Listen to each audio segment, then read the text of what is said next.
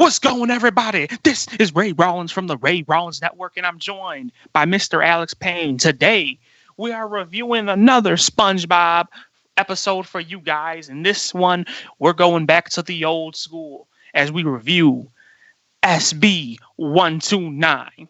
Alex, what are your first initial thoughts of this episode? Like, what did you think about it when you were a child? Well, when you say that, I have no idea. I don't even remember when I first saw the episode, so I can't really speak on that. But I will say this about the episode. At least I noticed it, and I'm sure everyone else has too. So I don't think I'm going to be mentioning anything groundbreaking here, but I feel like the feel of it is so much different than any of the other episodes. Like, I don't even know. Like, even the sound, like, it has a very, I guess, melancholy feel to it. Like, it's just, I don't know how to explain it. It just has a bizarre feeling. Like, it has I don't know, it just has a completely different feeling than any of the other episodes. I'll tell you even this. The song sounds a little different. No, you're 100% right. Being a fan of SpongeBob for, I want to say, probably 12, no, longer than that. It's got to be like 13, 14 years. I've been a big fan of watching SpongeBob, man. And I will tell you this, like, that episode is leaps and bounds different different than the episodes coming out today. One thing that really stood out to me I think that's different from the episodes coming out then.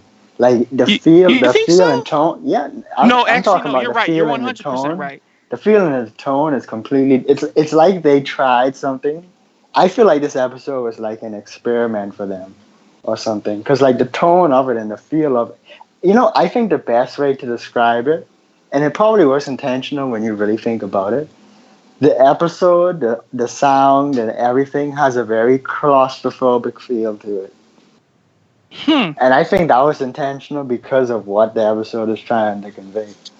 Like, it had a very, very, very, like when he was in the void, like, if you're listening to that shit with some headphones and shit, you'd get freaked the fuck out.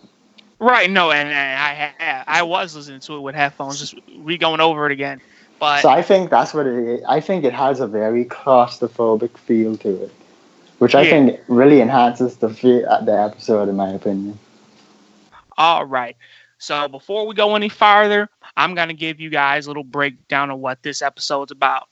So it's a nice Sunday morning in Bikini Bottom, and our old good buddy Squidward here is trying to play his clarinet, get his music practice in. So when SpongeBob's clock wakes him up with its loud, I guess you call it foghorn. It is a foghorn, right? Yeah, foghornish ring, right? So Squidward, of course, is startled by it, and SpongeBob and Patrick are getting ready to ask him if he wants to go jellyfishing with them. He says no, but they're so persistent, repeatedly banging on his door. Want to go jellyfishing? Want to go jellyfishing? They're just not leaving the man alone. So Squidward asks SpongeBob, like, hey, man, aren't you supposed to be at work? SpongeBob's like, nah, the Krusty Krab's closed. So Squidward just goes over there, just check everything out, realizes it's closed, goes in there for some alone time, ends up locking himself in the Krusty Krab freezer because SpongeBob and Patrick were coming after him to persist with bugging him some more, where he's trapped in there for, they say, 2,000 years later, right? So this dude just basically goes on a journey to the past and the future, and then he ends up getting put in a little void nowhere. It's just nothing but pure whiteness, and then he ends up back in Bikini Bottom, where he basically realizes he'd rather have it being with SpongeBob and Patrick in the present than being with them in the future, because he just can't get rid of them. That's just the long and short of it. So, Alex, what are some of your favorite parts of the episode? What are some of the things that stood out to you? I think, like, for a completely different reason than you would expect, I really enjoyed the void, because I feel like the creepiness is well done. As weird as it, because honestly, you're right, because the little voices and stuff. Yeah, I like that part. I honestly would say, I don't think they was, I mean, I think they'd sprinkle it in, but I really don't think they was trying to go for funny for this episode. I think they wanted to add moments, but I think they was trying to go for, like, a certain tone. Like I said, I feel like this episode, especially since it was in the first season too, it probably was like an experiment for like Right. something else. Because You honestly, mentioned. I think Go ahead. there's like I mean I might just be freaking out and I might be wrong, but I really want to say there was another episode that had a really strange feel to it in the first or second season. I don't know, but yeah, I think the Void really stood out to me. I think a lot of funny stuff stood out. Now, something that stands out to me immediately, which it's a cartoon, so yeah, but like, how is it possible they never opened that freezer again? You know what? You're 100% right. I have no idea. I honestly can't answer that question for you. I don't know if the freezer magically transported them 2,000 years in the future. I Because have no idea. SpongeBob works in the kitchen. How could he not? Especially because Squidward's face was in the door Right. window. It's not like he friggin' was hiding in the corner of the freezer. Like he was in the door window. So Well, that's you that's the can't even thing say, with. oh, SpongeBob just didn't notice him because he was Right. tucked away in a corner. No, he was like in the window. I mean, let's be fair here. This is a cartoon for kids. Kids aren't going to think. I tell you what, I never thought about that until you said that right now. And like I said, I've been watching this for 13, 14 years. But I will tell you, you talk about creepiness in the void, but I also would say like the whole creepiness can be felt in the whole caveman part of the episode too No, when I he could was in the agree too. past. I could Like agree too. the sounds, like you said, the sounds were all eerie. You hear it sounds like they're in like a jungle somewhere. Got Patrick with his heavy ass breathing and whatnot. It just the episode in a whole is creepy, like you said. So like you said, they're probably going for the whole feel, the whole creepy, eerie type feel of it. But I will tell you this. Ever since I was a kid, I love this episode, right? I love this episode since I was a kid, but I love that SpongeBob song. Then, I love that song to death. I don't know why. I love it to death. And they played that like 3 or 4 times during this episode. I'm like, hey, all right. I give them points for that, man. I love this song. I love this song. And you know what? Thinking about it now, you don't hear that in any of the episodes coming out now. At least I don't know. I don't think you do. I can't remember the last time I heard them play that.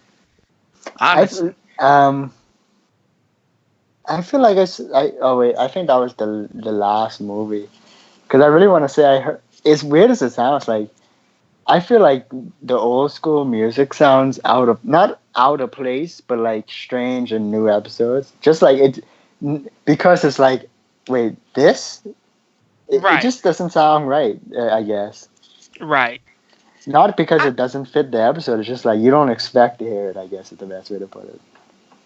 Another scene too that I really like is when they keep knocking on Squidward's door, just keep bugging the hell out of him, and he just opening and slamming the door, and they just slip in and appear right behind them. They just don't care, man. They said, nope, we're coming to your house, whether you like it or not. And it just made me think like I remember when I was younger and I had my little nieces and they used to bug the ever living heck out of me, man. It's just SpongeBob and Patrick are my nephews and nieces, and Squidward is, me, the mean ass uncle. So I don't know. I really like that. I feel like I could relate to him in that sense. You just want to get away from him. But, I'm a lot older now. I'm not that much of an asshole like that. But what are your final thoughts on this episode? Classic episode.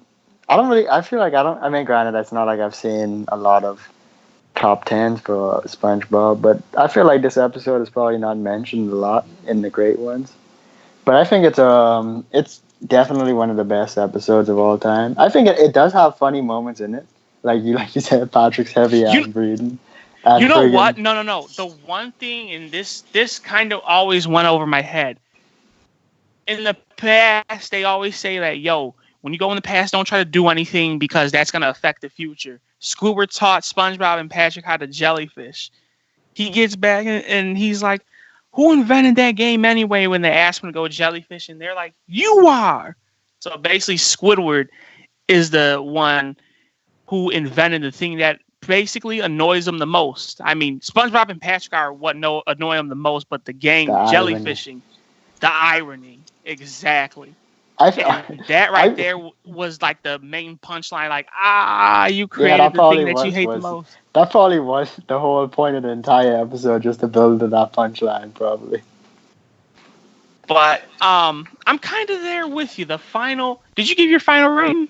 No. What'd you say it is? I give it a. I think I'm gonna go with. I think I'm gonna go with a 9. I really want to say 8.5, but I think I might go with a 9. You know, I'm kind of right there with you. Funny enough, see, I didn't expect you to agree with me on this one. Like, I told you numerous times, and when we were going through the SpongeBob episodes and the exams, that this was one of my all-time favorite SpongeBob episodes. I just enjoyed watching this as a kid.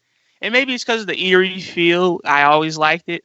But I'm kind of right there with you. I'm going to give it an 8. I'll give it I'll say 8.5. Why not?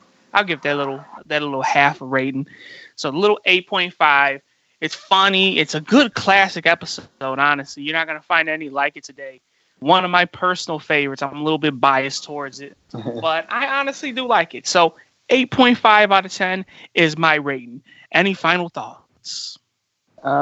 No, I think I think what the reason why I rate it so high and everything, it's very artsy, and I like that. No, it is, and it's something like you can tell they went out their comfort zone to make. It's a different type of episode, like you said.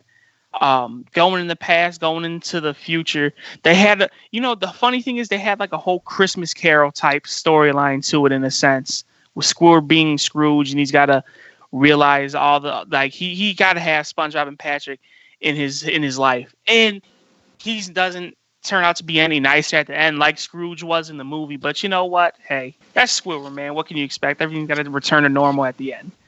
But with all that being said, this was our review of SB-129. I'm Ray Rawlins, and he's Alex Pain. Until next time, y'all. Peace.